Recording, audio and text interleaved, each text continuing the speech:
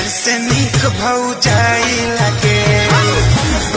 ठीक तो हतेवर लागे, तोहरा से नीक मोर देवर लागे।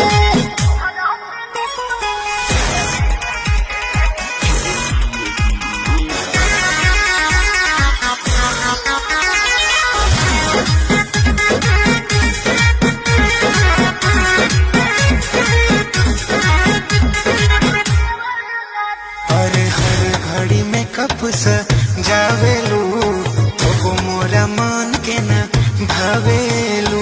अपना के बुझल काहे रे, देवरू के सुझबा राजी रे।